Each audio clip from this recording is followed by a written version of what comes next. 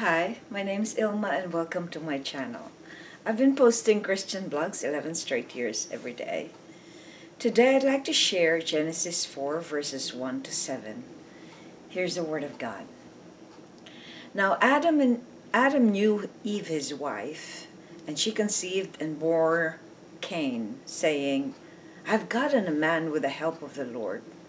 And again she bore his brother Abel. Now Abel was a keeper of sheep, and Cain a worker of the ground.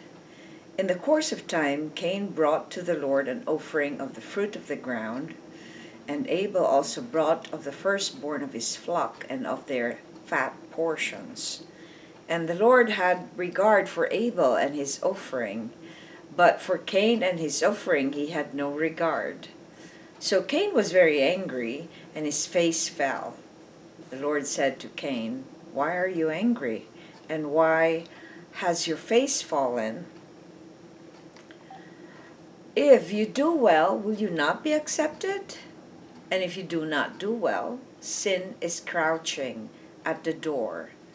Its desire is contrary to you, but you must rule over it. Genesis 4, 1 to 7. And here's the poem I wrote inspired by those verses. The first offsprings.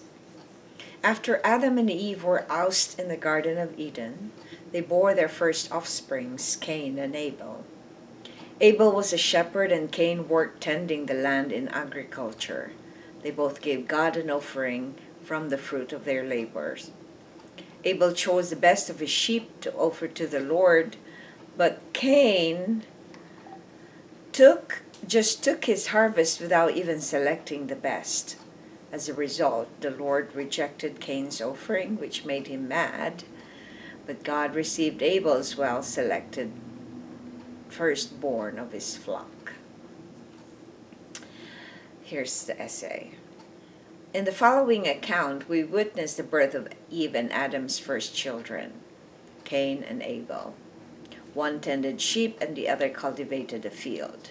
They both gave an offering to the Lord, but interestingly, God only accepted Abel's offering. If you don't know the character of God, you will not understand why God had preference as to which offering to accept.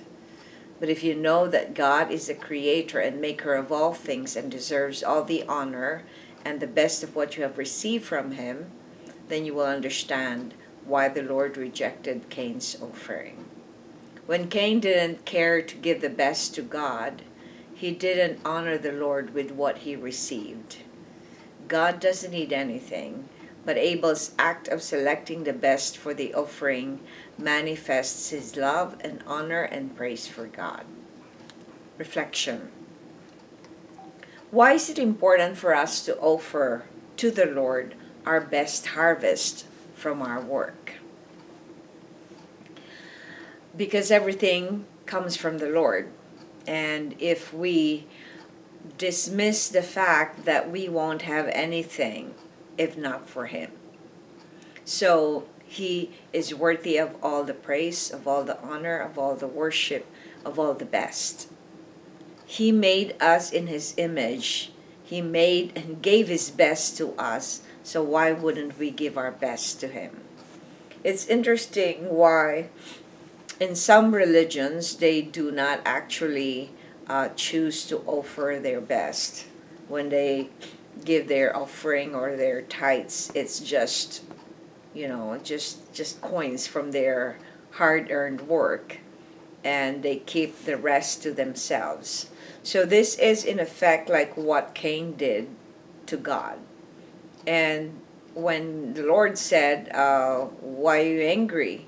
If you did well, do you think you will not be accepted? But if you did not do well, then you are opening the door for the enemy to work in your heart.